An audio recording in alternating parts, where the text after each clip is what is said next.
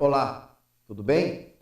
Sou Ravi Ezra Ben Levi e esse é o primeiro dos vídeos que estaremos fazendo sobre judaísmo, como sempre temos falado, especificamente este grupo de vídeos, esse conjunto de vídeos abordando sobre a Torá e os mandamentos. A ideia desses vídeos é fazer um apanhado sobre todos os mandamentos da Torá e estudá-los dentro do organograma estabelecido pelos nossos sábios, explicando um pouco sobre a trajetória da Torá dentro da fé judaica, como ela se desenvolveu, como ela foi estudada, a quem ela foi passada e como ela chegou até nós. Inevitavelmente falaremos sobre a origem da Torá enquanto conceito e também a Torá enquanto livro. Explicaremos a diferença sobre o que é a Torá dentro de um aspecto conceitual e o que é a Torá dentro de um aspecto redacional ou literário. Qual é a diferença? E por que essa diferença existe? Nosso mestre Moshe recebeu a Torá no Sinai, mas junto com a Torá que ele recebeu também a sabedoria para interpretar a Torá. Isso porque os conceitos dados por Deus no Sinai a Moshe, a nós através de Moshe Rabbeinu, tinha como objetivo nortear a nossa conduta, mas ao mesmo tempo também teve o interesse de deixar aberta para que nós mesmos pudéssemos exercitar nossa capacidade de entender a Deus, entender a sua lei, entender a sua forma de pensar.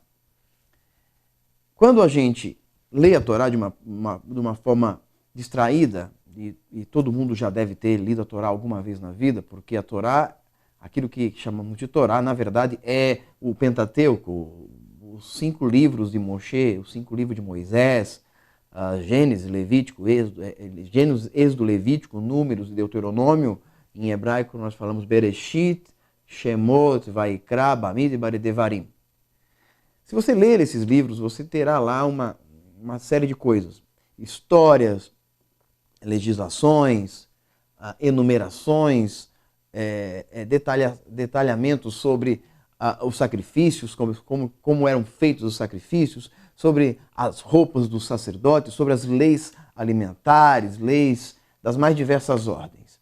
Misturado a tudo isso, intermeado a tudo isso, você vai encontrar a história da criação do mundo, das nações, a história da formação do povo judeu, do povo de Israel, do chamamento de Abraão.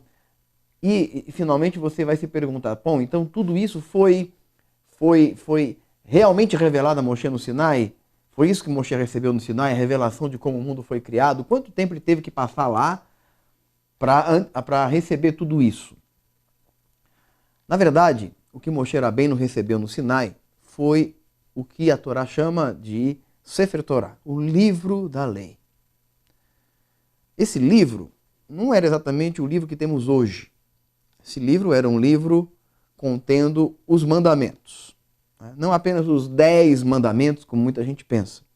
Os 10 mandamentos, eles foram dados em tábuas feitas de pedra. Nós chamamos de luchot.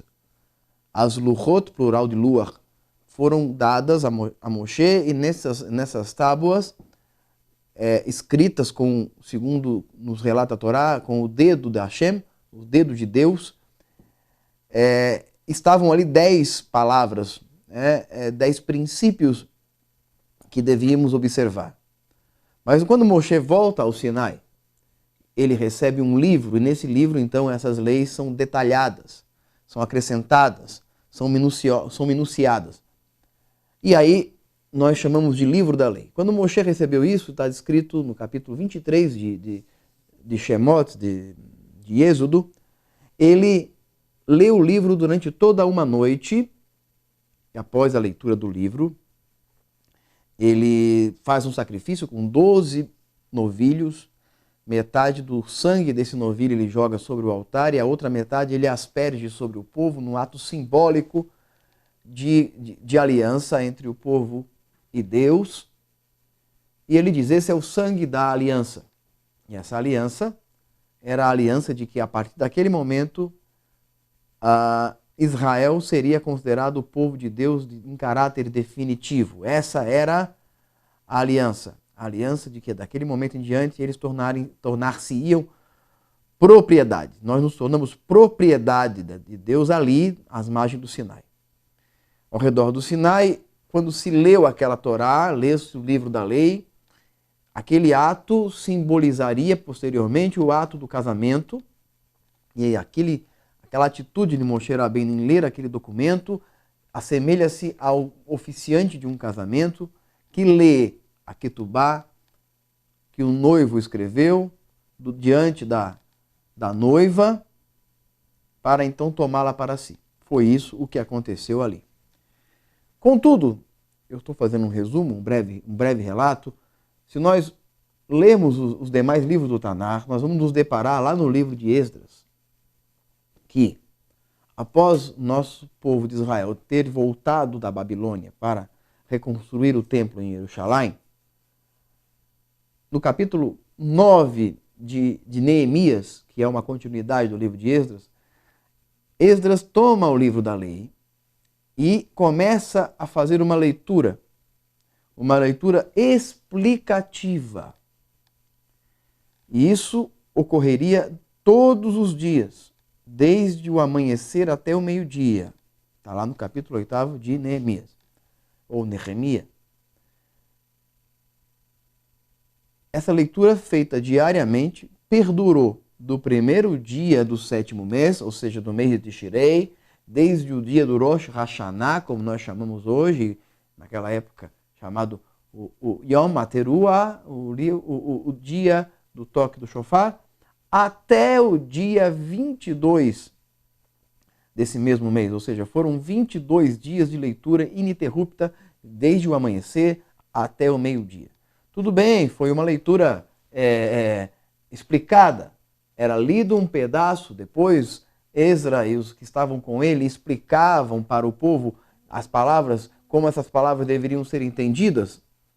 No entanto, a demora e o tempo que se levou para ler esse livro nos dá uma informação importante, de que esse livro de Esdras não era exatamente o livro que Moshe Rabbeinu escreveu. Mas tudo o que Moshe Rabbeinu escreveu, tudo o que Moshe Rabbeinu ouviu de Deus, toda a inspiração que ele recebeu no Sinai, está contida no livro de Esdras. Ou seja, é possível dizer que o livro da lei original de Moshe Rabbeinu está dentro do livro da lei atual, que hoje está organizado de uma forma diferente. A Esdras é atribuído a redação da Torá.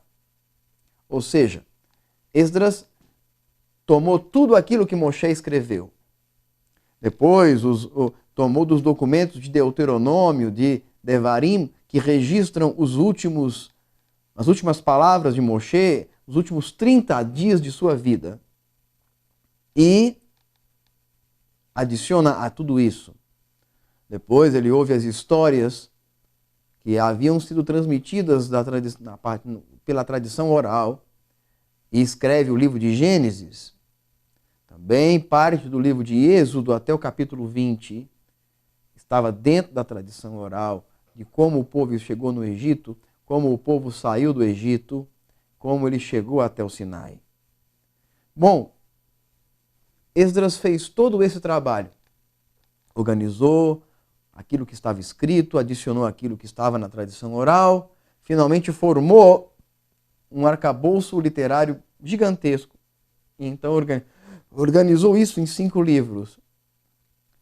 Deu a esses livros respectivos nomes, e esses nomes baseados nas palavras mais importantes dos versículos que iniciam cada livro. Dessa maneira, Esdras concluiu aquilo que nós conhecemos hoje como Humash, e que as pessoas conhecem comumente como Pentateuco. os 5 livros da Bíblia. Os 5 principais livros, os 5 primeiros livros da Bíblia. Portanto, o Rumash, que temos hoje, o Pentateuco, é o livro da lei de Moshe, acrescido de toda a tradição e as histórias que foram contadas e registradas e que são verdadeiras e que cremos serem verdadeiras e que estão ali registradas e que servem para nos explicar como foi criada a humanidade, como a humanidade foi organizada inicialmente, como surgiu o povo de Israel. Na verdade, o Pentateuco é o livro que conta a história do povo de Israel, do povo judeu, do povo de Abraham Avino.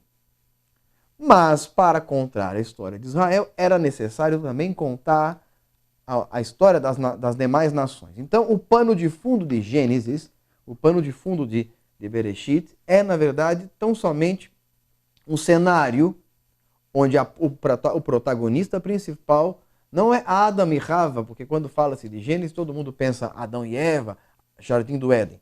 O principal personagem de Gênesis é Avraham Avino, o pai Abraão. E tudo o que aconteceu antes foi contado para chegar-se até a história de Abraão. E a história de Abraão e seus filhos, seus descendentes. Por isso, o livro de Gênesis termina com o relato da morte de Yosef, quando todos os judeus da época, ou seja, 70 e tantas pessoas apenas, estavam no Egito. Então, Gênesis começa no Éden, no Gan Éden, e termina no Egito. Tudo isso para explicar por que a nação de Israel seria tirada de lá. O livro de Gênesis, então, apenas é o início, o prefácio de uma história. E, por fim, o livro de Deuteronômio relata o último mês da vida de Moshe Rabbeinu. Portanto, se Avraham Avinu é o principal personagem de Bereshit, de Gênesis, Moshe Rabbeinu é o principal personagem de todos os demais 4 livros do Pentateuco. Moshe Rabbeinu foi quem tirou o povo do Egito. Então conta a história do nascimento de Moshe, conta como ele cresceu, como ele foi criado, depois o que aconteceu com ele, como ele foi chamado lá na sarça. Bom, Moshe Rabbeinu é trazido, Moshe Rabbeinu tira o povo do Egito, Moshe Rabbeinu conduz o povo ao Sinai, Moshe Rabbeinu recebe as tábuas da lei, as Urot, depois Moshe Rabbeinu recebe o Sefer Torá, Moshe Rabbeinu lê o Sefer Torá para o povo e a partir daí Moshe torna-se um legislador, um juiz, nomeia Aharon, seu irmão, como sacerdote, enfrenta todo tipo de problemas. Há problemas típicos de um líder, problemas típicos de alguém que sozinho teve que levar em seus ombros 600.000 famílias e conduzi-las num deserto durante 40 anos. Ele viu toda uma geração morrer, ele viu toda uma geração nova nascer e ele colocou essa geração dentro de Israel. Entregou nas mãos de Yehoshua e Yehoshua então os colocou dentro de Israel. Isso é o Pentateuco, isso é a Torá. Mas a Torá também é formada de mandamentos. E é sobre isso que essa série de programas vai falar. Sobre os mandamentos. Nós vamos detalhar os mandamentos e analisá-los em seus respectivos grupos, de acordo com a tradição judaica, de acordo com a tradição rabínica, que foi quem trouxe até nós todo o conhecimento da Torá até hoje. Eu costumo dizer que há 2 formas de entender a Bíblia. A Bíblia é um livro que todo mundo chama de seu. A Bíblia é o livro mais traduzido do mundo. Não existe nenhum best-seller escrito por nenhum grande escritor, seja ele americano, inglês, europeu, brasileiro, ou o que quer que seja, que tenha sido tão traduzido ao redor do mundo. Nenhum outro livro sagrado, nem o Alcorão, nem nenhum outro livro. A Bíblia é o livro mais traduzido de toda a história. E é Por isso que todo mundo acha que a Bíblia é de todo mundo. Os cristãos dizem que a Bíblia é deles. Os judeus dizem que a Bíblia é deles. E os muçulmanos dizem que a Bíblia pode ser contada de uma outra forma. Os espíritas dizem que a Bíblia é dele. A Bíblia tornou-se um livro sem povo. A Bíblia tornou-se um livro sem religião. A Bíblia tornou-se um livro referência para todos e não pertencendo a ninguém. No entanto, a Bíblia é um livro de história e a história onde centraliza como protagonista o povo judeu. Portanto, se você quer conhecer a história de qualquer povo, o povo egípcio, por exemplo, você tem que ler os hieroglifos que foram gravados nos artefatos egípcios, nas tábuas onde eles escreviam suas histórias, nas paredes onde eles pintavam suas histórias, no interior das pirâmides. Se você quer conhecer a história do povo Inca, você tem que, então, decifrar os símbolos encontrados em suas ruínas, em suas pirâmides também. Se você quer conhecer a história do povo indiano, você também tem que viajar até a Índia e você tem que decifrar seus códigos, suas estátuas, a forma como eles contavam, os escritos védicos que contam a história das antiguidades da Índia. Mas se você quer conhecer a história judaica, você deve ler a Bíblia. Está ali. A história judaica é a história, o único povo que tem sua história registrada e traduzida para todo o mundo. Nenhum outro povo tem sua história amplamente conhecida como a história do povo judeu. Pouca gente conhece a história dos povos indianos, pouca gente conhece a história dos povos egípcios, pouca gente conhece a história dos gregos, mas todo mundo que já leu a Bíblia já teve algum contato com a história do povo judeu e sabe como ele surgiu. Portanto, isso volta àquilo que eu estava dizendo no começo. Existem duas formas de entender a Bíblia. A forma judaica e a forma errada. O motivo é simples. Quem escreveu a Bíblia? A Bíblia foi escrita pelo povo judeu. A língua que foi escrita foi a língua hebraica. A cultura que escreveu a Bíblia é a cultura hebraica, a cultura judaica. Portanto, querer que alguém que não conhece a cultura judaica, não conhece a língua hebraica, entenda a Bíblia de uma forma próxima de sua realidade original, é praticamente impossível. É necessário entender-se a Bíblia à luz de sua cultura, a cultura que for escrita. Eu costumo dar o exemplo, na nossa língua portuguesa, na cultura brasileira.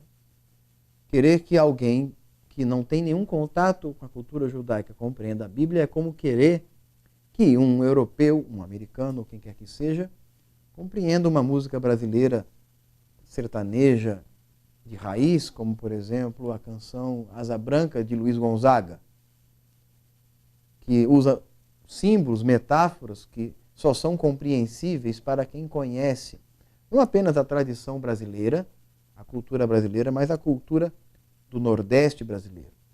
É praticamente impossível, até mesmo para um sulista do Brasil, compreender parte da simbologia das palavras, das referências feitas ali na canção de Luiz Gonzaga.